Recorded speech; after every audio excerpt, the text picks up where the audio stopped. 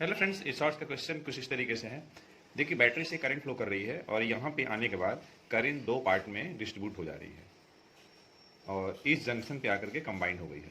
तो देखिए 6 ओम ये सीरीज में है, तो दोनों का इक्विवेलेंट क्या हो जाएगा, 12 हो जाएगा। तो देखिए 3 ओम और 12 ओम ये जो हो जाएंगी पैरेलल में हो जाएंगी, तो उनका इक्विवेलेंट क्या हो जाएगा, 12 इंटू 3/15। 3 से कटेगा, आपका 5 हो जाएगा। तो इस तरीके से हम देख रहे हैं कि 12.5 ओम इक्विवेलेंट रेजिस्टेंस हो जाएगा इन तीनों रजिस्टर्स के लिए।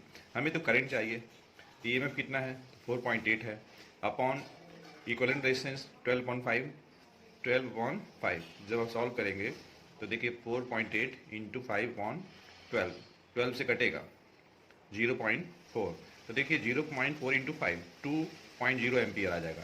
मतलब ये हुआ कि 4 ऑप्शन करेक्ट होगा। हेलो फ्रेंड्स, इस शॉर्ट क्वेश्चन कुछ इस तरीके से है। A wire of resistance 1 ohm is elongated by 10%। The resistance of the elongated wire is 1 2 3 4 option दिया, उसमें से कोई सही है। तो मान लीजिए कि ओरिजिनल लेंथ L है, रेजिस्टिविटी रो है और रेजिस्टेंस आपका R है, ठीक है, और वॉल्यूम आपका V है। तो रेजिस्टेंस बराबर होता है रो L अपॉन A होता है। अगर हम L से ऊपर नीचे मल्टीप्लाई कर देंगे तो रो L square upon A into L आपका V हो जाएगा, ठीक है। अब देखिए जो लेंथ है, न्यू लेंथ मान लीजिए आपका L डैश है, जो कि 10% इंक्रीज हुआ है। देखिए 10% इंक्रीज है ना, मतलब ये हो जाएगा 110 हो जाएगा।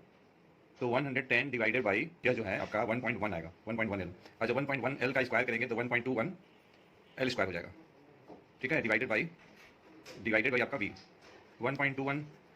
आप बाहर ले लीजिए तो rho L square upon V, और ये कुछ और नहीं है, ये आपका आर है। तो हम देख रहे हैं कि जो न्यू रेजिस्टेंस है वह 1.21 आर हो जा रहा है। आर की वैल्यू कितनी है, ओरिजिनल रेजिस्टेंस 1 ओम है, मतलब जो न्यू रेजिस्टेंस होगी 1.21 ओम होगी। मतलब ये जो 4 ऑप्शन दिया हुआ है उसमें से ऑप्शन थर्ड आपका करेक्ट होगा। हेलो फ्रेंड्स, इस शॉर्ट्स का क्वेश्चन कुछ इस तरीके से है।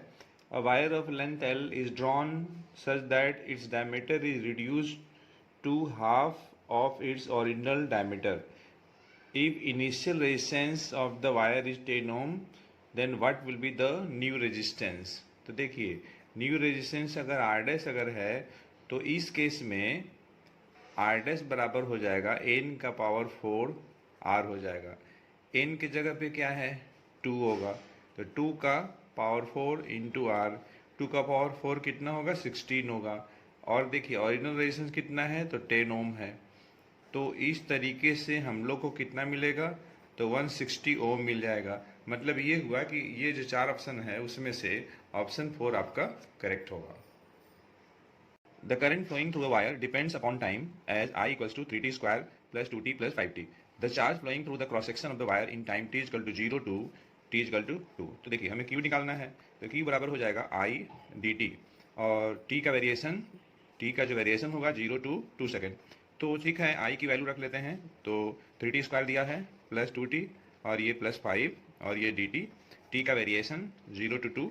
अब देखिए 3 कांस्टेंट है, टी स्क्वायर का इंटीग्रेशन टी क्यू अपॉन 3, तो इस तरीके से टी क्यू आ जाएगा, 2 कांस्टेंट, टी का integration T square upon 2, 2 cancel, तो हमें मिलेगा T square plus 5t।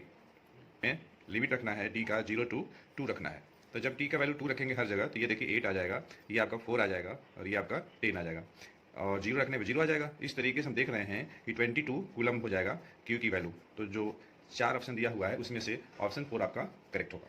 Hello friends, इस शॉर्ट्स का क्वेश्चन कुछ इस तरीके से है। There is a current of 40 ampere in a wire of 10 to the power minus 5 square metre, area of cross section, if the number of free electrons per cubic metre 10 to the power 29, then drift velocity के लिए 1 2 3 4 option दिया हुआ है, उसमें से कोई एक सही है। तो देखिए वी डी बराबर होता है आई अपॉन एन ई ए होता है। आई कितना है, तो 40 एम्पियर है, एन तो नंबर ऑफ इलेक्ट्रॉन्स, तो देखिए नंबर इलेक्ट्रॉन दिया है पर cubic metre 10 to the power 29, e है आपका charge on 1 electron 1.6 into 10 to the power minus 19 coulomb.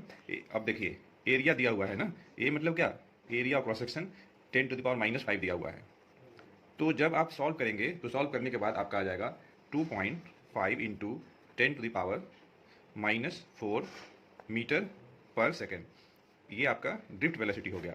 तो हमारे पास 4 ऑप्शन दिया हुआ है, तो उसमें से कौन सा सही होगा, तो आप ध्यान से देख के टिक करिए, तो थर्ड सही होगा।